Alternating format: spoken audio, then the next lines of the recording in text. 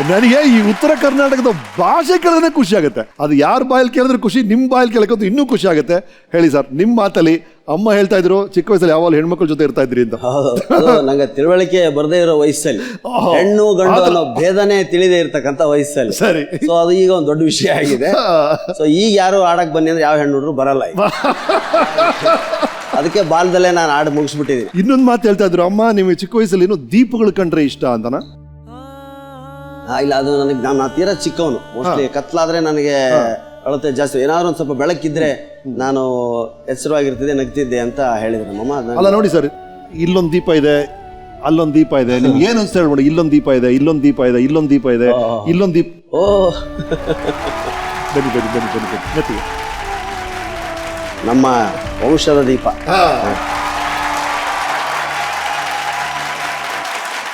ಅಂದ್ರೆ ನಿಮ್ಮ ಹತ್ರ ಬರ್ತಾನೆ ಇಲ್ಲ ಚಿಕ್ಕ ವಯಸ್ಸಲ್ಲಿ ದೀಪ ಇಟ್ಕೊಂಡ್ ಬಂದ್ರೆ ಬರ್ತಾ ಇತ್ತು ಅಂತ ಹೇಳ್ತಾ ಇದ್ರಿ ನೀವು. ಏನು 20 ದಿನದ ಕೂಸು ಬಹಳ ಹಠ ಮಾಡ್ಲಕತ್ತಿದ್ದ. ಹಾಲು ಕೊಡ್ಬೇಕು ಅಂದ್ರೆ ಬರ್ತಿದ್ದೇ ಇಲ್ಲ ನನ್ನ ಹತ್ರ. ಹಿಂಗಾಗಿ ನಮ್ಮ ಸೋದರ ಮಾವನ ಹೆಂಡತಿ ನನ್ನ ಬಣ್ಣಂತನಕ್ ಬಂದಿದ್ಲು. ಅವಾಗ ಈತಗ ಹಾಲು ಕೊಟ್ಟಳು. ಆಮೇಲೆ ಯಾಕೆ ಹಿಂಗ ಆಗ್ತದ ಅಂತ ನಮ್ಮ ಹಿರಿಯರನ್ನ ಕೇಳಿದ್ವಿ. ಅವ ಏನೋ ನೋಡವ ನಿಮ್ಮ ಮನಿ ದೇವರು ಭೋಗಾಪದೇಶ ಅದನ್ನ ಹೆಸರಲ್ಲೇ ಮುಡುಪು ಕಟ್ಟಿಡು. ಆಯ್ತು ಅಂತಂದು ಮುಡುಪು ಕಟ್ಟಿಟ್ಟಿವಿ, ಎರೆದು ಮಲಗಿಸಿಬಿಟ್ಟಿವಿ. ಮಲಗಿಸಿದಿಂದ ಎಷ್ಟೊತ್ತಿ ನಿದ್ದೆ ಆಗಿ ಎದ್ದಿಂದ ಆಗ ನನ್ನ ಗುರುತು ಹಿಡಿದು ಬಂದದ್ದು. ಆ ದೇವರಿಗೆ ಮುಡುಪು ಕಟ್ಟಿಟ್ಟು ಅದಕ್ಕೆ ಭೋಗಾಪರೇಶ ಅಂತ ಇಡ ಬದಲ ಪ್ರಾಣೇಶ ಅಂತ ಇಟ್ಟಿವಿ. ನಾವು ಮನೆಯೊಳಗೆ ಕರೆಯೋದೆಲ್ಲ ಪ್ರಾಣಿನ. ಬಹಳ ದೊಡ್ಡ ಸಮಸ್ಯೆ ಇದೆ. ಏನು ಇವ್ರು ಈ ತರ ಪಬ್ಲಿಕ್ ಅಲ್ಲಿ ಕೋಟ್ಯಾಂತರ ಜನ ನೋಡೋಂತ ಚಾನಲ್ ಅಲ್ಲೇ ಪ್ರಾಣಿ ಅಂತ ಕೂಗಿ ಬಿಡ್ತಾರೆ, ನೀವು ತೋರಿಸ್ಬಿಡ್ತೀರಿ. ಆಮೇಲೆ ಊರುಗಳಲ್ಲಿ ನಾನೊಂದ್ ಚೂರು ಭಾಷಣ ತಡೆ ಮಾಡಿದ್ರೆ ಶುರು ಮಾಡಲೇ ಪ್ರಾಣಿ ಅಂತ ಆಡಿಯನ್ಸ್ ಕಾದಿದೆ ಮುಂದೆ. ಅಯ್ಯೋ ತುಂಬಾ ಕಾದಿದೆ. ಸರಿ, ಚಿಕ್ಕ ವಯಸ್ಸಲ್ಲಿ ಹೇಗಮ್ಮ, ಸಾಧು ಪ್ರಾಣಿ ಆಗಿದ್ರ ಅಥವಾ ಕಾಡು ಪ್ರಾಣಿ ಆಗಿದ್ರ? ಕಿಲಾಡಿ ಪ್ರಾಣಿ. ಕಿಲಾಡಿ ಪ್ರಾಣಿ.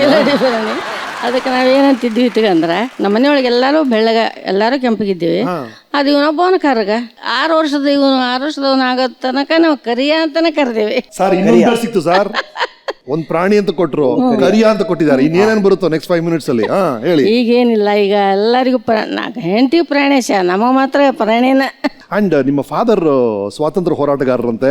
ಸ್ವಾತಂತ್ರ್ಯ ಹೋರಾಟಗಾರ. ಅವ್ರು ತುಂಬಾ ಮಾತು ಕಡಿಮೆ, ಅವರು ತೀರಾ ಮಾತಿಲ್ಲ. ಅವ್ರು ಏನೇನು ಅವ್ರು ನಗ್ತಿರ್ಲಿಲ್ಲ ಕೂಡ. ನಮ್ಮಪ್ಪ ಬಹಳಷ್ಟು ಒಂದು ಸ್ಮೈಲ್ ಕೊಟ್ರೆ ಅದನ್ನ ನಾವು ಜೋರಾದ ನಗು ಅಂತ ಭಾವಿಸ್ಕೋಬೇಕು. ನಮ್ಮಪ್ಪ ಒಂಚೂರು ಸ್ಮೈಲ್ ಕೊಟ್ಟ ಅಂದ್ರೆ ನಾನು ಕರ್ನಾಟಕ ನಗಿಸ್ಬಲ್ಲೆ ಅಂತ ನಂಗೆ ಖಾತ್ರಿ ಆಗ್ತದೆ.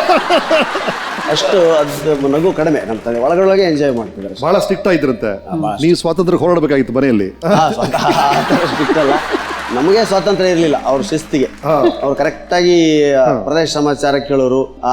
ಕರಿಯತ್ತು ಕಾಳಿಂಗ ಬಿಳಿಯತ್ತು ಮಾಲಿಂಗ ಅಂತ ಒಂದು ಹಾಡಿದೆ. ಆಕಾಶವಾಣಿ, ಧಾರವಾಡ ಆಕಾಶವಾಣಿ, ಗುಲ್ಬರ್ಗ ಆಕಾಶವಾಣಿ. ಅದು ಬಂತು ಅಂದ್ರೆ ನಮ್ಮ ತಂದೆಯವ್ರ ಊಟದ ಟೈಮ್. ಅದು ಆಗ್ತಿದ್ದಾಗೆ ತಟ್ಟೆ ಹಾಕ್ಬೇಕು, ಅದು ಮುಗಿತಿದ್ದಾಗೆ ಊಟ ಮುಗಿಸಿ 8 ಗಂಟೆಗೆಲ್ಲ ನಮ್ಮ ತಂದೆ ಮಲಗೋರು. ಬಹಳ ಶಿಸ್ತಿನ ಜೀವನ.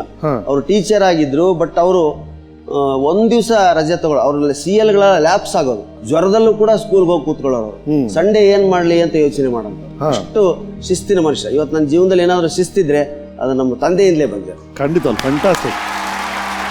ಸರ್ ಈಗಲ್ಲ ಅಫ್ಕೋರ್ಸ್ ರೆಡಿಮೇಡ್ಗಳು ಬಂದ್ಬಿಡುತ್ತೆ, ಎಲ್ಲ ಕಡೆ ಅಂಗಡಿ ಹೋಗಿ ತಗೊಳ್ತೀವಿ. ಆಗಲ್ಲ ಸರ್, ನಿಮ್ ನೆನಪಿದೆಯಲ್ಲೋ, ನಾವೆಲ್ಲ ಚಿಕ್ಕದ ಒಂದು ಪೇಪರ್ ತರೋರು ಅಪ್ಪ, ಅದ್ರ ಮೇಲೆ ಕಾಲು ಇಟ್ಬಿಟ್ಟು ಒಂದು ಪೆನ್ಸಿಲ್ ನಮ್ಮ ಪಾದನ ಮಾರ್ಕ್ ಮಾಡ್ಬಿಟ್ಟು ತಗೊಂಡೋಗಿ ಶೂ ತರೋರು. ಆ ತರ ನಿಮ್ಗೆ ಆಗಿರ್ಬೇಕಲ್ಲ? ಅಯ್ಯೋ, ಅದು ನನಗೆ ಶೂಸ್ ಅಂದ್ರೆ ತುಂಬಾ ಇಷ್ಟ. ಅವಾಗ ನಮ್ಮ ತಂದೆ ತುಂಬಾ ಚಿಕ್ಕ ಸಂಬಳ. ಪ್ರತಿ ಸಾರಿ ಎಲ್ಲಿಗಾದ್ರೂ ಹೋದ್ರೆ ಸ್ಕೂಲ್ಗೆ ಹೋಗ್ಬೇಕಾದ್ರು ಊರಿಗೆ ಹೋಗ್ತಪ್ಪ ನನಗೆ ಬೂಟ್ ತೊಂಬ ಅನ್ನೋದು. ಆತಿರಿ ಪಾದ ಇಡೋ ಅನ್ನೋದು, ಪಾದ ಇಡೋದು, ಪೇಪರ್ ಮೇಲೆ ಮಾರ್ಕ್ ಹಾಕೊಳ್ಳೋದು. ತರ್ತಾ ಇದ್ದಿಲ್ಲ ಅವರು, ಇಲ್ಲಿ ಊರಿಗೆ ಹೋಗ್ತಾ ಇರಲಿಲ್ಲ. ಸುಮ್ಮನೆ ಶೂ ಅಂತ ಹೇಳಿದ ತಕ್ಷಣ ಆಯ್ತಪ್ಪ ತಂದ್ಬಿಡ್ತೀವಿ, ಸಂತ್ಯಾಗ ತಂದ್ಬಿಡ್ತೀವಿ ಅಂತ ಹೇಳಿ ಪಾದ ಮಾರ್ಕ್ ಮಾಡೋರು. ಫಿನಿಶ್ ತರ್ತಾನೆ ಇಲ್ಲ, ಕೊನೆಯವರೆಗೂ ತರ್ತಲ್ಲ. ನಾನು ಶೂ ಹಾಕೊಂಬಂದ್ರೆ ಇವತ್ತೇನೆ. ಅವರು ಶೂ ಅಳತೆ ತಗೊಂಡಿರೋವೇನೆ ಒಂದು ಪುಸ್ತಕ ಮಾಡ್ಬೋದು ನಾನು, ಅಷ್ಟು ಪೇಪರ್ಗಳು ಅವ್ರು ತರ ಇಲ್ಲ ಕಡೆಗೆ. ರೈಟ್ ಸರ್, ಥ್ಯಾಂಕ್ ಯು ಮಾ. ಇನ್ನಷ್ಟು ನಿಮ್ಮ ಮಾತುಗಳು ಹಂಚ್ಕೋಬೇಕು, ಬನ್ನಿ ಕೂತ್ಕೊಳ್ಳಿ.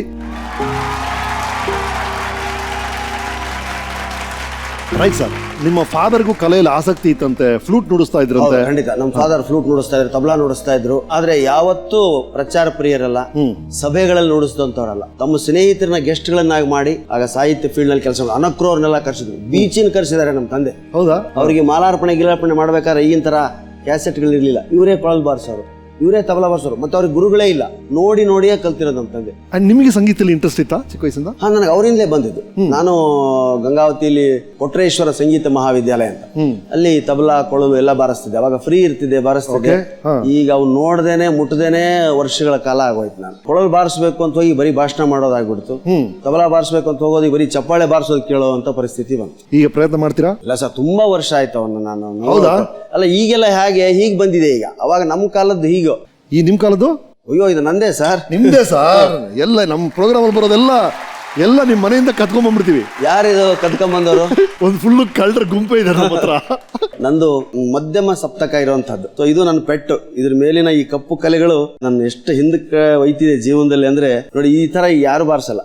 ಇದು ಪಿಳ್ಳಂಗೋವಿ ಅಂತ. ಓಕೆ. ಇನ್ ಕೆಲವು ಕಡೆ ದನ ಕಾಯೋರು ಕೊಳಲು ಅಂತ, ಈ ತರ ಬಾರಿಸೋ ದನ ಕಾಯೋರು ಅಂತ ನೋಡಿ. ನೀವು ಟ್ರೈ ಮಾಡಿ.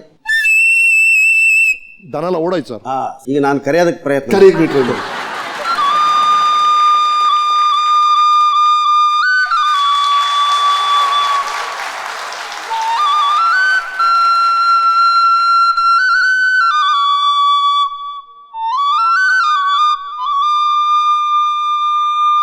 Wow wow wow wow. ಈ ತರ ತುಂಬಾ ಇದು ಮಧ್ಯಮ ಸಡ್ಜ. ನೀವು ಟ್ರೈ ಮಾಡಿ, ಬಹಳ ಚೆನ್ನಾಗಿದೆ.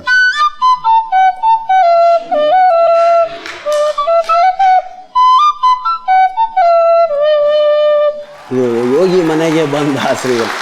ನಾನು ಬಾರಿಸೋದು ಬಿಟ್ಟೆ ಒಂದು 20-25 ವರ್ಷ ಆಯ್ತು ಸರ್. ನೋಡಿ ಬಾರಿಸಿ ಬಹಳ ಸಂತೋಷ ಆಯ್ತು. ಒಂದು ಇಲ್ಲಿ ಕಪ್ಪು ಗೆರೆ ನೀವು ಏನು ಅಂತ ಕೇಳ್ಬೋದು. ಕೊಳಲ್ನಲ್ಲಿ ಕೋಮರ ಸ್ವರಗಳನ್ನ ಬಾರಿಸೋದು ತುಂಬಾ ಕಷ್ಟ. ನನ್ನ ಗುರುಗಳು ಅಂಬಣ್ಣ ತಾವರಗೇರಿ, ಗೋವಿಂದರಾಜು, ಮರಿರಾಜ್ ಮೆಣೆದಾಳ್ ಅಂತ. ಅವ್ರ ಕಣ್ಣಿಲ್ಲ ಅದ್ರಲ್ಲಿ, ಅಂಬಣ್ಣ ತಾವರಗೇರಿ, ಗೋವಿಂದರಾಜ್. ಕೋಮಲ ಸ್ವರ ಮಾಡಬೇಕು ಅಂದ್ರೆ ಈ ಒಂದೇ ಹೋಲನ್ನ ಅರ್ಧ ಮುಚ್ಚಬೇಕು, ಅವಾಗ ಅದು ಕೋಮಲ ಆಗುತ್ತೆ. ನಿಮ್ಗೆ ಇದನ್ನ ಬಾರಿಸ್ತೀನಿ ನನಗೆ, ಆ ಸ್ವರನ ಯಾವ ಅನುಭವ ಬರುತ್ತೆ ಹೇಳಿ.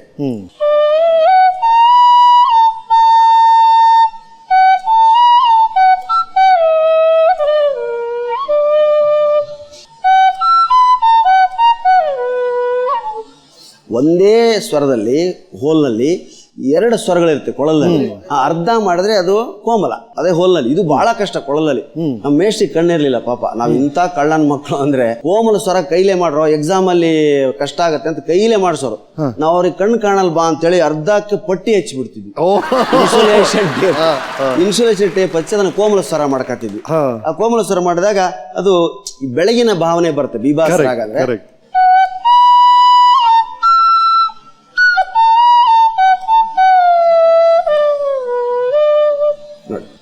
ಬೆಳಗಿನ ರಾಗ ಬಾರಿಸ್ಬೇಕಾದಾಗ ಆ ಕೋಮಲ ಸ್ವರ ಮಾಡ್ಬೇಕಾದ್ರೆ ಕೈಯಿಂದ ಮಾಡೋದು ಕಷ್ಟ ಅಂತ ಟೇಪ್ ಹಚ್ಚಿ ಗುರುಗಳಿಗೆ ಮೋಸ ಮಾಡಿದಂಥವ್ರು ನಾವು. ಹೀಗಾಗಿ ನಮ್ಗಿದು ಪೂರ್ಣ ವಿದ್ಯೆಯಾಗಿ ಒಲಿಲಿಲ್ಲ ಅಂತ ನನ್ನ ಭಾವನೆ. So sweet sir. ಮತ್ತೆ ಬೇರೆ ಏನೇನಿದೆ ಸರ್ ನಿಮ್ಮ ಬಾಲ್ಯ ದಿನಗಳ ಬಗ್ಗೆ ಮಾತಾಡೋಣ. ನನ್ನ ಬಾಲ್ಯದಲ್ಲಿ ಅದೇ ಆಟಗಳೇ ಜಾಸ್ತಿ. ನಾನು ಸುಳ್ಳು ಹೇಳೋದು, ಸ್ಕೂಲು ಅಂದ್ರೆ ನನಗೆ ಕೆಟ್ಟ ಅಲರ್ಜಿ ಸರ್. ಅಲರ್ಜಿ? ಹೌದು. ಸ್ಕೂಲ್ ನಲ್ಲಿ ಅವ್ರು ಹೇಳಿದ್ದನ್ನ ನಾನೇ ಯಾಕೆ ಕೇಳಬೇಕು ಅನ್ನೋ ನನಗೆ ಇವತ್ತಿಗೂ. ನಾನು ಯಾರನ್ನು ಏನು ಕೇಳಬಾರ್ದು, ಅದನ್ನ ನಾನೇ ತಿಳ್ಕೊಳ್ಬೇಕು ಅಂತ. ಶಾಲೆಗೆ ಹೋಗೋದು ಅಂದ್ರೆ ಬಹಳ ದೊಡ್ಡ ಕಷ್ಟದ ಕೆಲಸ ನನಗೆ. ಹೀಗಾಗಿ ಗಂಡು ಹುಡುಗರು ಯಾರು ನಾನು ಮಾತಾಡಿಸ್ತಿರ್ಲಿಲ್ಲ. ಶಾಲೆಗೆ ಬರೋನಲ್ಲ, ಸ್ಕೂಲ್ ಮೇಟ್ ಅಲ್ಲ ಅಂತ ಹೇಳಿ. ಸೊ ಅನಿವಾರ್ಯವಾಗಿ ಓಣಿಲಿ ಖಾಲಿ ಇರೋರು ಅಂದ್ರೆ ಹೆಣ್ಮಕ್ಳು. ಅವಾಗ ಟಿವಿ ಇಲ್ಲ, ಏನಿಲ್ಲ, ಹೆಣ್ಮಕ್ಳು ಅವಾಗ ಖಾಲಿ ಇರ್ತಿದ್ರು. ಇವತ್ತರ ವಾಟ್ಸಪ್ ಅಲ್ಲಿ, ಇಂಟರ್ನೆಟ್ ನಲ್ಲಿ ಬಿಸಿ ಇರ್ತಿರ್ಲಿಲ್ಲ. ಯಾರಿಗೂ ಬಾಯ್ ಫ್ರೆಂಡ್ಗಳು ಇರ್ತಿರ್ಲಿಲ್ಲ. ಹೀಗಾಗಿ ಇಡೀ ಓಣಿ ಎಲ್ಲ ಹೆಣ್ಣುಡ್ರಿಗೂ ನಾನು ಒಬ್ಬನೇ ಬಾಯ್ ಫ್ರೆಂಡ್. ಸರಿ, ರೈಟ್.